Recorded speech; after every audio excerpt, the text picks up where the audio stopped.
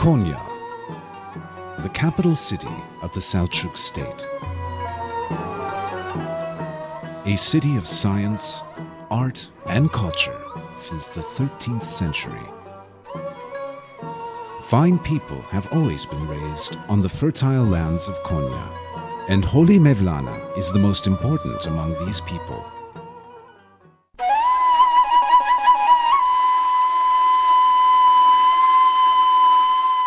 Mevlana Jalaluddin was born in 1207 in the city of Balkh. His family came to Karaman, Larende, in 1222. A few years later, they moved to Konya, accepting the invitation of the Selçuk Sultan, Alaaeddin Keykubad. When his father, Bahaeddin Veled, passed away, he was buried in the rose garden of the Selçuk palace. The Mevlana Dergah, or Dervish Lodge, which became a complex of religious buildings over time, emerged just from this rose garden. Mevlana took wings to eternity on Sunday, the 17th of December, 1273, and was buried where his tomb is located today, at the head of his father's grave.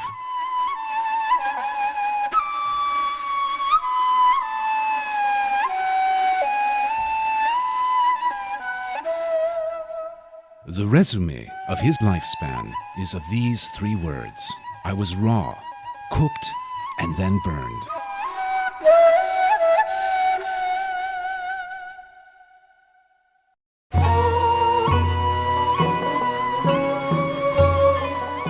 He considered that everybody should understand each other and see with tolerance as the principles of his boundless intelligence, and often emphasized that his lifestyle was based on the points of the Holy Quran and the Prophet Muhammad, peace be upon him.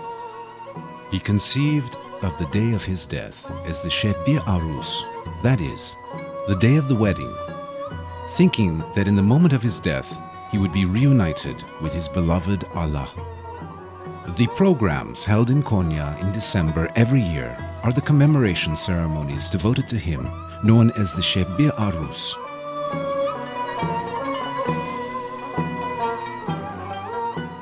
The Kubbe Hadra, the green dome, 25 meters high, rests on four thick columns called elephant feet, and was built by the architect Bedrettin of Tabriz in 1274. The lodge, which expanded around the tomb over time, reached its current size because annexes were continually being added to it. The Mevlevi Lodge and the tomb were converted into the Konya Antique Arts Museum in 1926. It was reorganized in 1954 and took the name Mevlana Museum.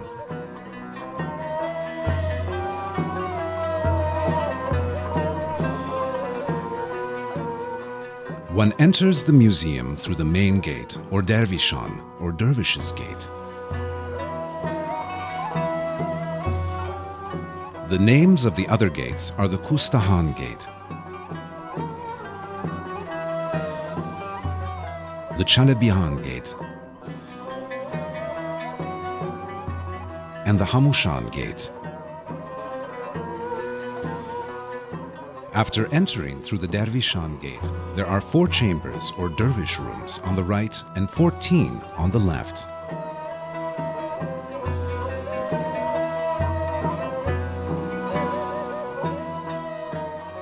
Sultan Murad III had the existing rooms built.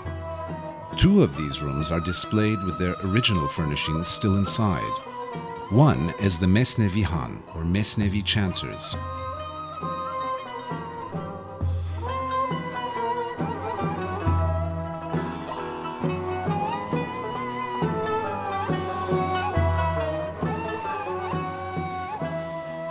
In other chambers, there are sections where historical Turkish carpets and Turkish fabrics are exhibited.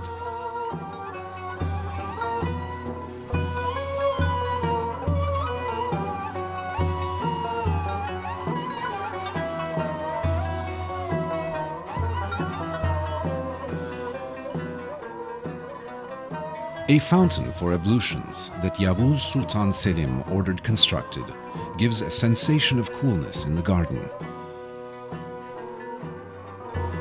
There is also an elegant salsebil, a tiered ornamental fountain in the garden, which creates a feeling of tranquility with its gentle splashing.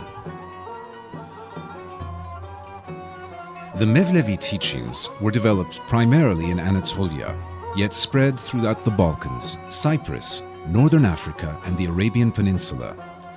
Konya was the center.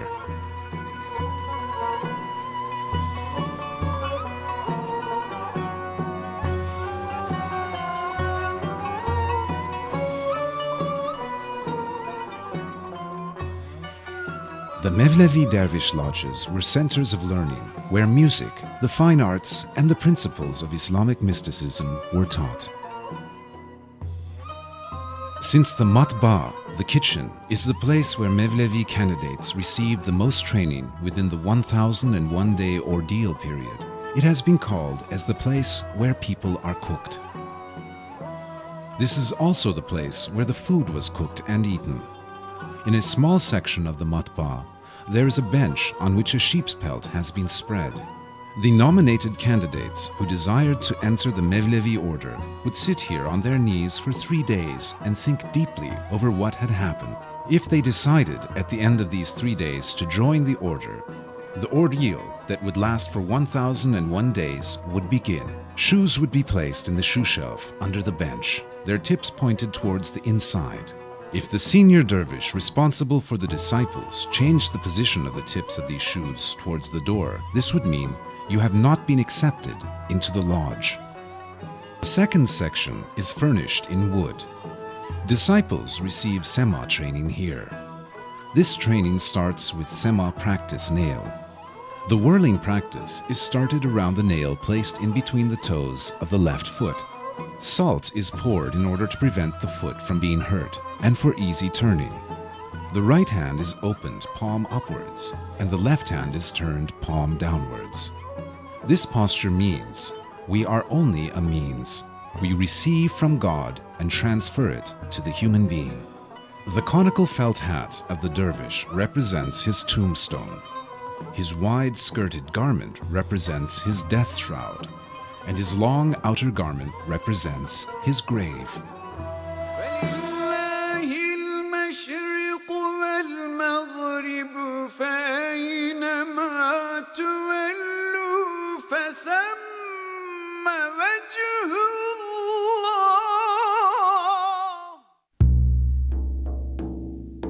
Since the Quran used to be read in this room, it is called the Tilavet chamber. At present, this chamber is being used as the calligraphy section, and magnificent examples from the art of calligraphy are being exhibited here. A silver door, which virtually resembles the cover of a book, welcomes us on the eastern wall of the Tilavet room.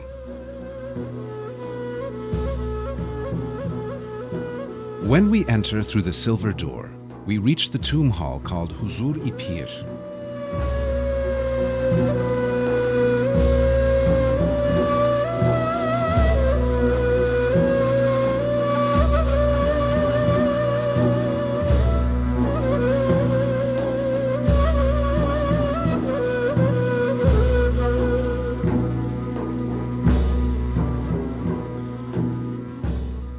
One of the domes covering the tomb is the Green Dome, and the other two are the Qubab-ul-Aqtab, meaning the domes of the poles, where the graves of the relatives of Mevlana and senior Mevlevis are located.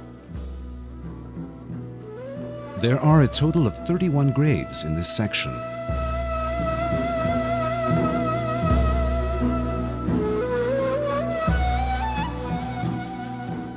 The marble sarcophagus of Mevlana is on a platform with a silver, elevated platform, which has been separated from the hall by a silver cage. It is covered with a quilt of black satin over leather on which verses of the Quran were embroidered with gold thread, displaying the best in the art of calligraphy. Next to him lie his father, Baha'eddin Veled, and his son, Sultan Veled. The sarcophagi of the brave men of Khorasan also constitute attractive elements of the museum. The brave men of Khorasan were dervishes who came from the city of Balkh with the family of Mevlana. A copper April bowl with rooster figures is at the foot of the graves of the sacred Khorasan men. When the rains of April, which are considered to be sacred by Mevlevis, start, the rainwater would be collected in large pots in abundant quantities. Prayers would be read over this water, and it would be handed out to the houses of Mevlevi leaders and town notables.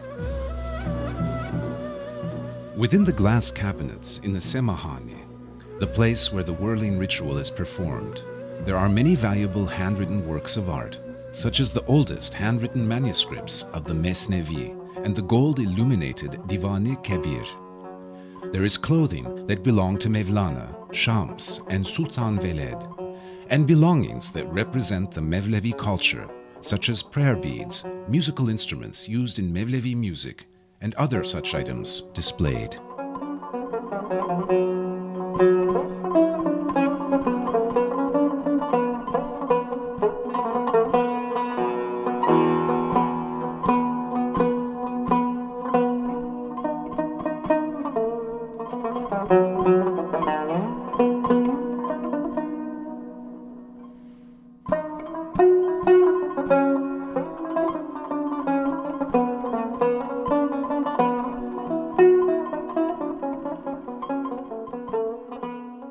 The Sakal-ı Sharif, hair from the beard of the Prophet Muhammad, the prayer rug of Mevlana, some lodge belongings, valuable examples of rugs and prayer rugs, and again, very valuable handwritten works of art are being exhibited in the Mesjid, or small mosque section next to the Semahane.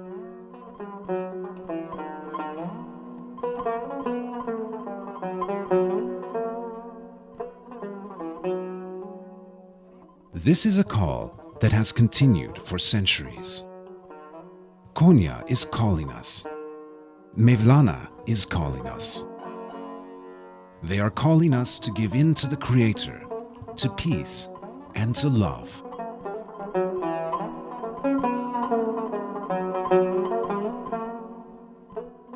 Come, come, whoever you are, come again. Even if you are an unbeliever, a Mazdian, or an idolater, still come.